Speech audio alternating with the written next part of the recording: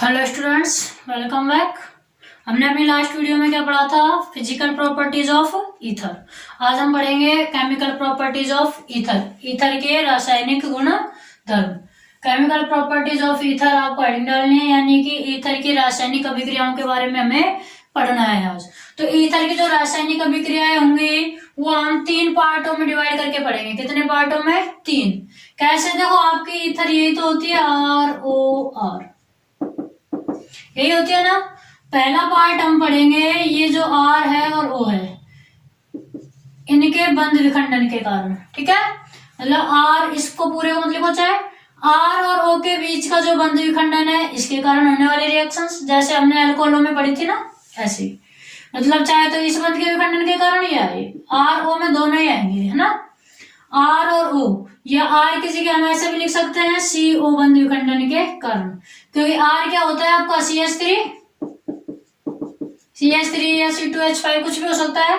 तो C और O, तो हम फर्स्ट क्या लिख सकते हैं कि C और O बंध विखंडन के कारण होने वाली रिएक्शंस। ठीक है, सेकंड हम क्या पढ़ेंगे? देखो, O पर ये लोन पेयर भी तो है, तो सेकंड हम पढ़ेंगे कि ऑक्सीजन पर उपस्थित लोन पेयर के कारण होने वाली अभिक्रियाएं। और थर्ड पार्ट हम क्या पढ़ेंगे? ये जो आपका एल्किल ग्रुप है, इस एल्किल ग्रुप के प्रतिस्थापन के कारण होने वाली अभिक्रियाएं। रासायनिक अभिक्रिया को कितने पार्टों में डिवाइड करके पढ़ेंगे? 3। पहला, ये जो R और O के बीच में बंध बनता है, या कार्बन और ऑक्सीजन के बीच में जो बंध पड़ता है, इस बंध के विखंडन के कारण होने वाली अभिक्रियाएं, है ना। Reactions due to bond fission, bond fission मतलब बंध विखंडन, फिजन मतलब विखंडन, due to bond fission in CO, ठीक है, या ऑफ CO। तो तीनों के में से आप सबसे पहले हम ये पढ़ लेते हैं CO बंध विखंडन के कारण होने वाली अभिक्रियाएं। तो फर्स्ट आपको कौन सी डालनी है? रासायनिक अभिक्रियाओं में फर्स्ट आपको डालनी है CO बंध विखंडन के कारण, बंध विखंडन। RO लिख सकते हैं आप, लेकिन RO का मतलब ये होता है CH3O, ठीक है, जबकि हमें तो CO का ही तोड़ना है, तो ऐसे लिख सकते हो, जैसे CO बंध विखंडन के कारण होने वाली अभिक्रियाएं, होने वाली अभिक्रियाएं इंग्लिश में बोलेंगे रिएक्शंस ड्यू टू मतलब कारण, ठीक है। ड्यू टू का मतलब होता है कारण, और किसके कारण? बंध विखंडन के कारण, यानी कि बॉन्ड फिजन, FISSIUN,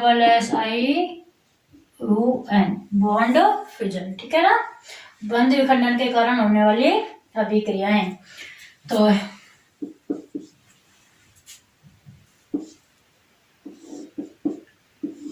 और बॉन्ड फिजन भी किसमें? CO bond fission. कौन सा? Due to CO bond fission, CO बंध के विखंडन के कारण। तो देखिए इसमें क्या होगा, बंध टूटेगा आपका कोई सा भी ROR में, या तो ये वाला बंध टूट सकता है, या ROR में ये वाला बंध टूट सकता है, या फिर ये दोनों बंध आपके टूट सकते हैं, ठीक है। तो इसमें देखो, जैसे फर्स्ट देखते हैं, इसमें भी किसके साथ? हेलो अम्लों के साथ अभिक्रिया, HX या हेलो अम्लों के साथ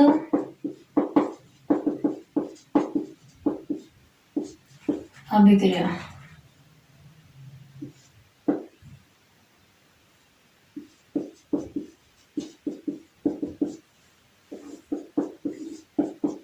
देखो ईथर लेंगे हम, ये हो गई आपकी ROR। ईथर की अभिक्रिया हेलो अम्ल से करानी है HX से, तो क्या होगा? सीधा सा पता है, ये H+ और X- में यहां से बंध टूटेगा, और इधर इनमें से कोई सा भी एक बंध हम तोड़ सकते हैं, ये तोड़ दो, चाहिए वाला बीच का RH बाहर निकलेगा, RH+ में RX बाहर निकलेगा। क्या बाहर निकलेगा? RX। देखो इधर ROR + HX, ये आपका टूटेगा किसमें, H प्लस और X माइनस में। यहां से तोड़ेंगे यदि तो इस पर माइनस, इस पर क्या आएगा प्लस, और प्लस पे हमेशा कौन सा अटैक करता है, माइनस वाला अटैक करता है। तो R के साथ H मत जोड़ देना, क्योंकि R भी प्लस वाला है, H भी प्लस वाला है ना, जैसे अभी गलती होने वाली थी। R के साथ क्या X प्लस, फिर इस R O पर माइनस है, तो इस R O के साथ में क्या जुड़ जाएगा H, यानी कि आपका एक तो बनता है एल्किल हैलाइड, क्या बनता है एल्किल हैलाइड, और एक क्या बनेगी एल्कोहल। ठीक है, समझ में आया। देखो क्या किया है हमने, ईथर की रिएक्शन हेलो अम्ल यानी कि HX से की है। X क्या होता है FCl Bri, कुछ भी हो सकता है। X बराबर आपका FCl Bri कुछ भी हो सकता है, ठीक है। इनके साथ रिएक्शन कराएंगे तो क्या प्राप्त होगा, एल्किल हैलाइड और एल्कोहल। एग्जांपल ले, CH3O CH3 प्लस X की जगह मान लो हमने क्या ले लिया HCl, ठीक है, क्या ले लिया हमने HCl। तो क्या होगा, बंद टूटेगा। अब दोनों तरफ ही सम्मित है, कोई सा भी तोड़ दो, CH3Cl plus CH3OH, Maithil chloride और मैथेनॉल। देखो ये हमने क्या लिया, डाई मैथिल ईथर ली, डाई मैथिल ईथर ली, क्या लिया हमने डाई मैथिल ईथर। ये हमने क्या लिया हेलो अम्ल लिया, कौन सा अम्ल है क्लोराइड, हाइड्रोजन क्लोराइड, या फिर हम क्या कह सकते हैं इसको हेलो अम्ल भी कह सकते हैं, अम्ल भी कह सकते हैं। क्या बनी हमारा CH3Cl यानी कि मैथिल क्लोराइड, और क्या बना मैथेनॉल, क्या बना मैथेनॉल। अगर सम्मित ईथर है अपनी जब तो हम कोई सा भी एक बंद तोड़ के कर लेंगे, लेकिन असम्मित ईथर होगी तब क्या करेंगे, क्या होगी असम्मित ईथर। तो असम्मित ईथर होगी तब क्या करेंगे वो भी लिखेंगे। इसके पहले इसमें 2 लाइन ये लिख दो, क्या लिखोगे कि जब ईथर की अभिक्रिया हेलो अम्लों से कराई जाती है तो एल्किल हैलाइड व एल्कोहल प्राप्त होते हैं, ठीक है ना। क्या लिखना है, जब ईथर की अभिक्रिया किसके साथ कराई, हेलो अम्लों के साथ कराई जाती है, हेलो अम्लों के साथ कराई जाती है, तो क्या प्राप्त होंगे, एल्किल हैलाइड व एल्कोहल प्राप्त होते हैं, एल्किल हैलाइड व एल्कोहल प्राप्त होते हैं, एल्कोहल प्राप्त होते हैं। लिख लोगे ना। आप चाहो तो इसको पहले हेडिंग डालते ऊपर लिख सकते हो और बाद में रिएक्शन, ठीक है। जब ज्यादातर हमने ये किया, हेडिंग डाली फिर ये हिंदी लिखी फिर रिएक्शन, लेकिन कोई जरूरी नहीं हमेशा ऐसे लिखे। आप ऐसे लिखोगे तब भी कोई गलत नहीं है कि पहले रिएक्शन बाद में हिंदी, ठीक है ना, अपने अकॉर्डिंग लिख लेना आप। क्या किया हमने, ईथर की अभिक्रिया हेलो अम्ल से कराई, एल्किल हैलाइड और एल्कोहल प्राप्त हुए, ये लिखा है, ये ले लो स्क्रीनशॉट। अब देखो अगर अपने पास सम्मित की जगह असम्मित ईथर हो तब क्या होगा। सेकंड एग्जांपल, यदि अपने पास ऐसे हो CH3O C2H5, रिएक्शन है HX के साथ या HCl या HBr कुछ भी ले सकते हैं, तब क्या होगा, ये तो हमें पता है टूट जाएगा H प्लस और Br माइनस में, पता है। इसमें से अब ये वाला बंद तोड़ेंगे या ये वाला, कौन सा बंद तोड़े। पहले तो भाई दोनों तरफ CH3 था तो कोई सा भी तोड़ दो, कोई फर्क नहीं पड़ने वाला। अब तो फर्क पड़ेगा कि बड़े वाले को तोड़ेंगे या छोटे वाले को। बताओ कौन सा बंद तोड़ना है, C2H5 या CH3, कौन सा तोड़ना चाहिए यहाँ पर बताइए। देखो इसमें आपको हमेशा याद रखना है कि जो छोटा समूह होगा ना, छोटा समूह वही हमेशा क्या बनाएगा, एल्किल हैलाइड बनाएगा। छोटा समूह ही टूटेगा, छोटा समूह जो होगा वो कहाँ जुड़ता है, हेलोजन से जुड़ता है, ठीक है। ईथर में क्या याद रखना है कि जो छोटा समूह होगा वो ही क्या बनाएगा, एल्किल हैलाइड बनाता है, छोटा एल्किल समूह एल्किल हैलाइड। इसका मतलब ये बंद टूटेगा, ठीक है। इसका मतलब कौन सा बंद टूटेगा, ये वाला, ये नहीं तोड़ना है। ध्यान रखना है ईथरों में, क्या ध्यान रखना है कि छोटा एल्किल समूह ही किससे जुड़ता है, हैलाइड से जुड़ता है। तो CH3Br क्या बना, CH3Br प्लस C2H5OH। नाम लिखना चाहो तो क्या हो जाएगा, मैथिल ब्रोमाइड, मैथिल ब्रोमाइड। आप यहाँ Cl ले सकते हो, I ले सकते हो, ठीक है। और ये क्या हो गया, एथेनॉल लिख दोगे। यहाँ आपके क्या है, मैथिल एथिल मैथिल ईथर या मैथिल एथिल ईथर, क्या लिखा है देखो, एथिल का ई होता है, मैथिल का एम, ई पहले आता है तो नाम होगा एथिल मैथिल ईथर। आपकी बुक में मैथिल एथिल ईथर है शायद, लेकिन होना चाहिए चाहिए, तो आपको कंफ्यूजन नहीं हो, इसलिए आप डायरेक्ट भी लिख सकते हैं क्या, मिश्रित ईथर या असमित ईथर, असमित ईथर। क्या लिखोगे, असमित ईथर लिख दो, कोई दिक्कत नहीं है। वैसे नाम इसका सही यही होता है, एथिल मैथिल ईथर, सही नाम यही होता है, एथिल मैथिल ईथर। हो सकता है बुक में क्या हो, मिसप्रिंट हो तो यही एथिल मैथिल ईथर, ठीक है। लेकिन आप असमित ईथर लिख दो, ये आपको अम्ल हो गया। ये हो गई आपकी रिएक्शन। ऐसे ही और कराना चाहो तो यदि देखो CH3OC6H5 प्लस में HBr या HCl या HI, क्या होगा, फिर से ये टूटेगा। क्यों, क्योंकि छोटा एल्किल समूह क्या करता है, इसके साथ रिएक्शन। तो CH3Br प्लस C6H5OH क्या बनेगी, C6H5OH, जो कि क्या होती है आपकी फिनोल। किसका निर्माण हुआ, फिनोल का। और ये मैथिल ब्रोमाइड लिख देना, यहाँ पर भी क्या लिखोगे, मैथिल ब्रोमाइड, ठीक है। तो सबसे पहले हमने इसमें क्या देखी, HX के साथ रिएक्शन देखी, हो गई सारी। अब सेकंड देखेंगे हम, इसको कर दो इरेज।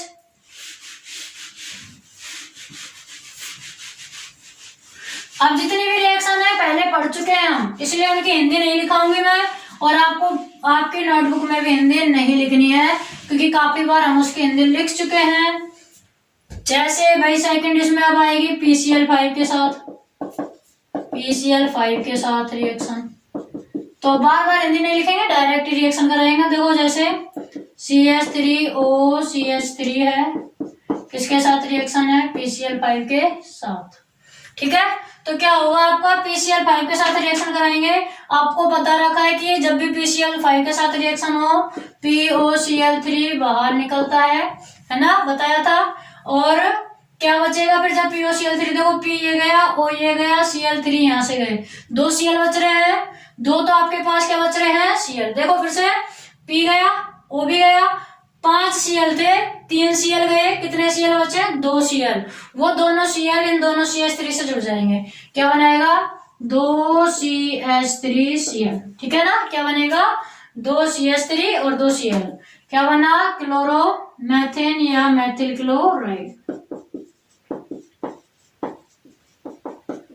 मैथिल क्लोराइड, ठीक है। तो ये क्या हुआ, ट्राइक्लोरोफॉस्फोरिक ऐसे लिख सकते हैं, या फिर POCl3 ही छोड़ सकते हैं, मेन प्रोडक्ट का नाम जरूरी होता है। फिर क्या करें, C देखिए। अब मैं आपसे कहूं कि क्या ROR यानी कि कोई भी एक ईथर, ROR कोई भी एक ईथर PCl3 से रिएक्शन करेगी क्या, बताइए, PCl3 से रिएक्शन कर सकती है क्या। देखिए यहाँ पर रिएक्शन नहीं होगी, क्यों नहीं होगी, क्योंकि PCl3 से रिएक्शन में क्या बाहर बताया था आपको, H3PO3 बाहर निकलता है। क्या बता रखा है, H3PO3 बाहर निकलता है, और तीनों Cl ऐड होते हैं, बताया था ना।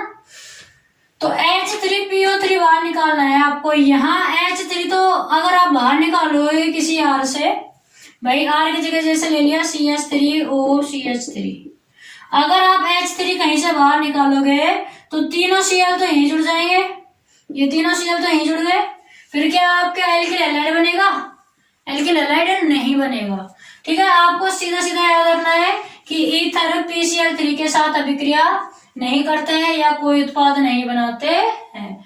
ईथर की PCl3 के साथ रिएक्शन नहीं होती है, अगर कराओगे तो कोई उत्पाद ही नहीं बनेगा, क्योंकि रिएक्शन नहीं होती है, सीधा सीधा याद रखना है, ठीक है, लिखना नहीं है। और क्या याद रखना है, और देखो SO और किसके साथ रिएक्शन करा दे, थायोनिल क्लोराइड के साथ करा दो SOCl2 के साथ में, किसके साथ, thionyl chloride SOCl2,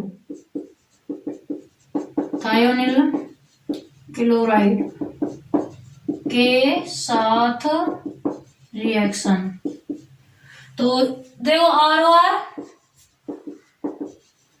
plus SOCl2, तो इसमें भी आपको बता रखा है जब भी SOCl2 से रिएक्शन होगी तो क्या बाहर निकलता है, SO2 बाहर निकलता है। अच्छा बॉन्ड कौन सा टूटा था यहाँ पे, देखो यहाँ पे ये दोनों ही टूटे हैं, ये भी और ये भी, दोनों बॉन्ड टूटे थे ना, तभी तो ये ऑक्सीजन इस P के साथ बाहर निकला है, POCl3। ऐसे यहाँ पर भी क्या होगा, ये दोनों बॉन्ड टूटेंगे, SO तो ये रहा, एक ऑक्सीजन यहाँ से बाहर चला जाएगा, SO2 बना लिया, ठीक है, और दोनों R बच रहे हैं, 2 Cl, क्या बचा, 2 RCl, सेम इसकी तरह होगी मतलब। तो आपको इसमें ज्यादा हिंदी कुछ नहीं लिखनी है, बस ध्यान रखना है कि SOCl2 से रिएक्शन होती है SO2 बाहर निकलता है, PCl5 से होती है PCl3 बाहर निकलता है,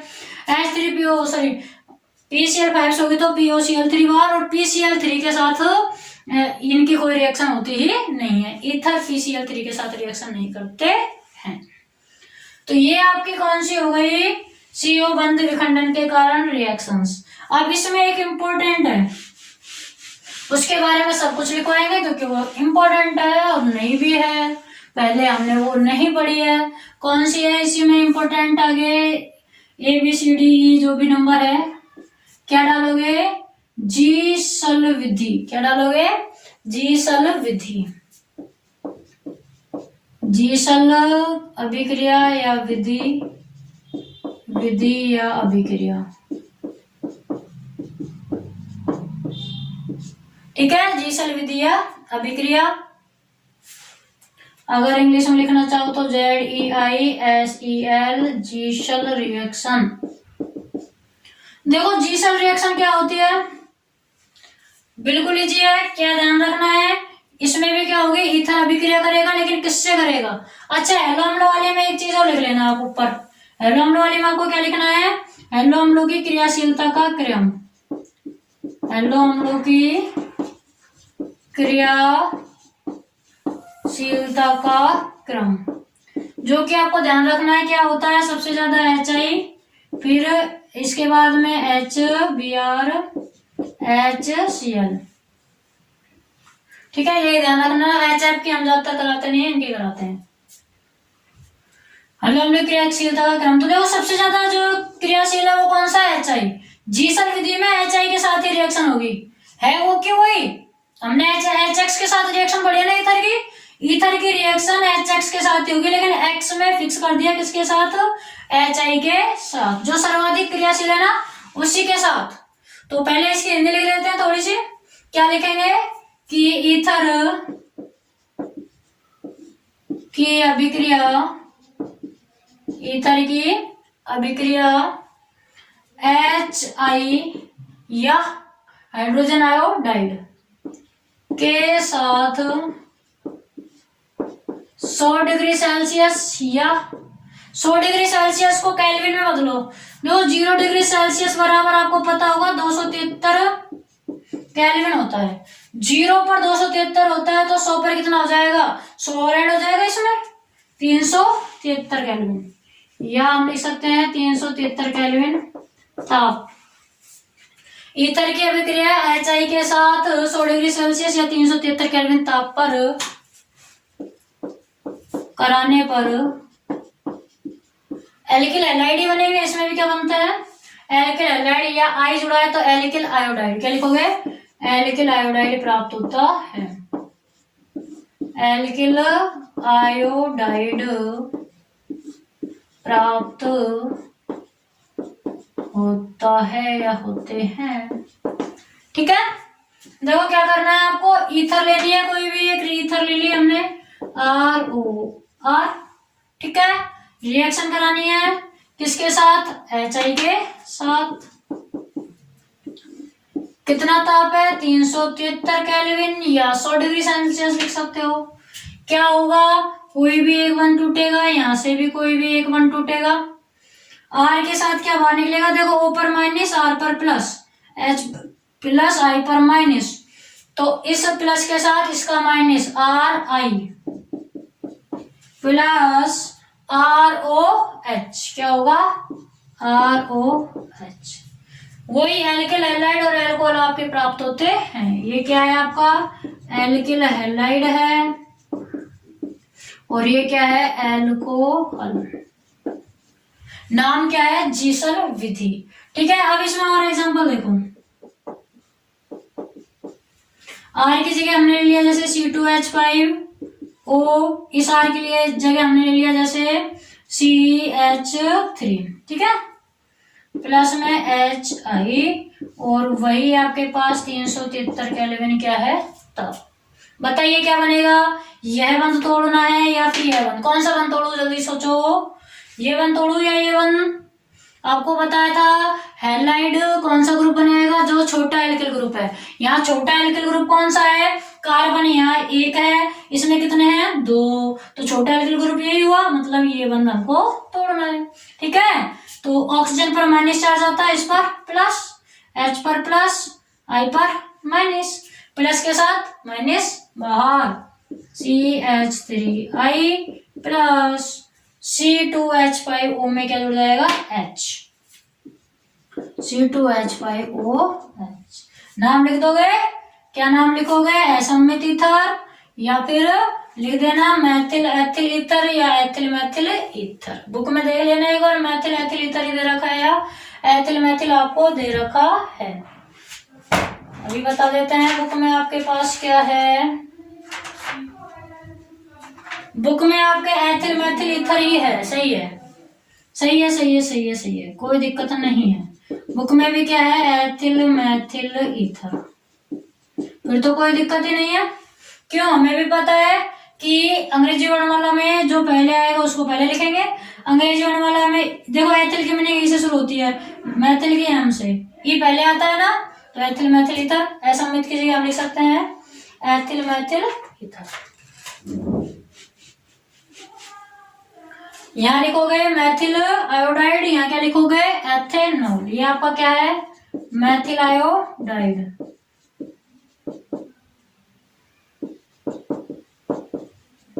और ये क्या है एथेनॉल।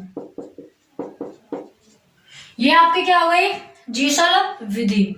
अब जीसल विधि में अभी तक तो हमने लिया है ओनली 1 डिग्री, 1 डिग्री क्या लिया है हमने ईथर। ठीक है, अगर मान लो 2 डिग्री या 3 डिग्री हो आपके पास में, इनमें से कोई भी एक एल्किल समूह 2 डिग्री हो, कोई भी एक एल्किल समूह 3 डिग्री हो, क्या तब भी रिएक्शन ऐसे कैसे होगी। जैसे एग्जांपल और देखते हैं, दूसरा एग्जांपल देखो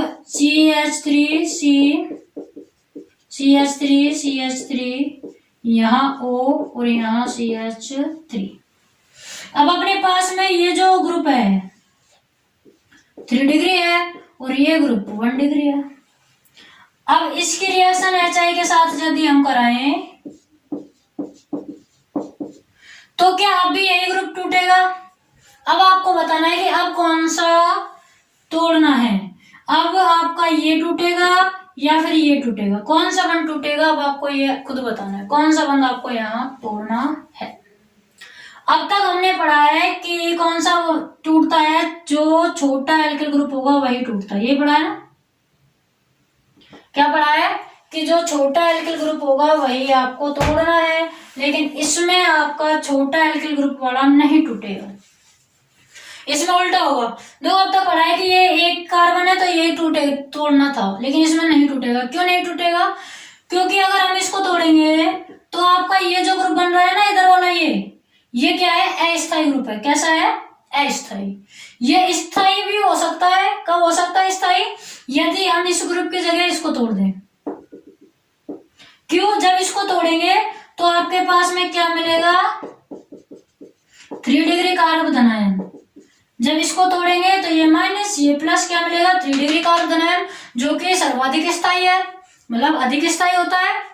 तो यहाँ पर हमें यह बंध नहीं तोड़ना है, बल्कि ये फर्स्ट वाला 3 डिग्री वाला बंध तोड़ना है।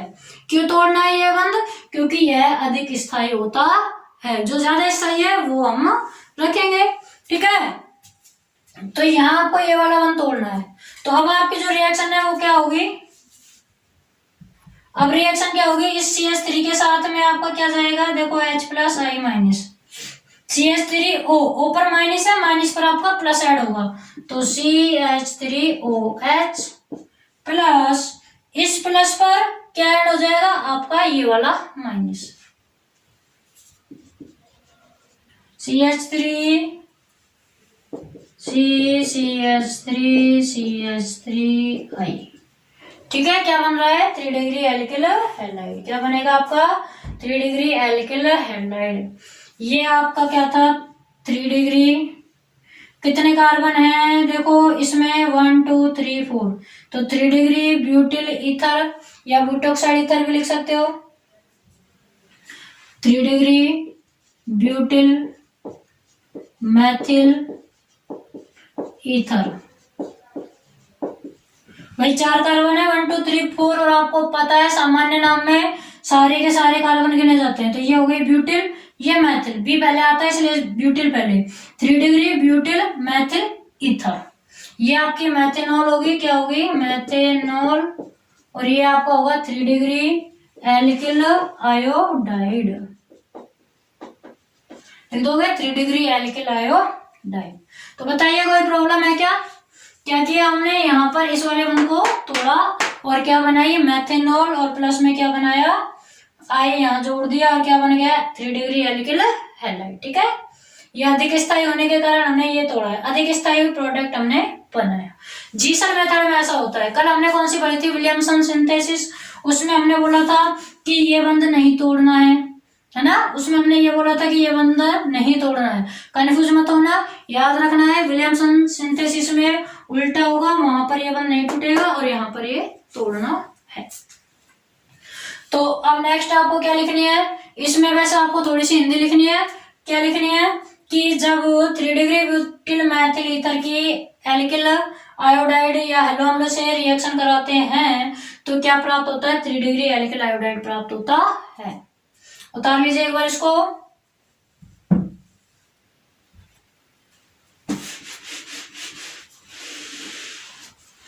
ये नीचे आपको क्या लिखना है, बहुत ही इजी लैंग्वेज में लिखा है मैंने कि मिश्रित ईथरों की अभिक्रिया HI से कराने पर सामान्यतः छोटा एल्किल समूह क्या बनाता है, एल्किल हैलाइड, तथा बड़ा एल्किल समूह एल्कोहल बनाता है। यही बोला था कि छोटा एल्किल समूह क्या बनाएगा, एल्किल हैलाइड, है ना।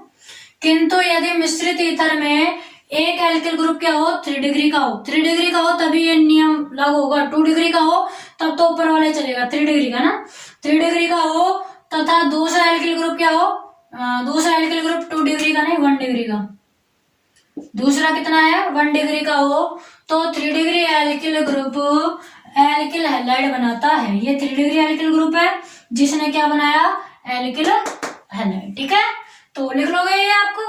अच्छा अब ये देखो विलियमसन सिंथेसिस में तो हमने ये तोड़ने पर ये बोला था कि C+ पर आपका O नहीं जुड़ेगा, है ना, कि C+ पर O नहीं जुड़ेगा। क्यों, क्योंकि उस टाइम बात चल रही थी O- की, है ना, कि O- नहीं जुड़ेगा। यहाँ क्यों चल रही थी, क्योंकि इस प्लस का जो है ये सारे प्लस आई प्रभाव दर्शाते हैं और इसके प्रभाव को बहुत कम कर देते हैं, प्लस के प्रभाव को इतना कम कर देते हैं कि O की तो विद्युत अधिक होती है, तो ये इस पर जो है बंधन नहीं बना पाता। लेकिन आज बात किसकी है, आई के टैग की है, आयोडीन की विद्युत ऋणता बहुत कम।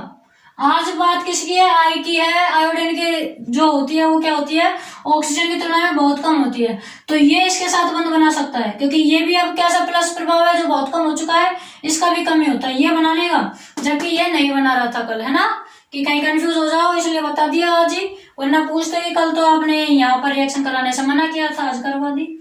कल O- का टैग करवाना था, आज आई का है। ठीक है, तो ये आपका क्या हुआ, आज एक रिएक्शन कंप्लीट हुई, कल बाकी के दोनों को कंप्लीट करेंगे। Okay students, thank you.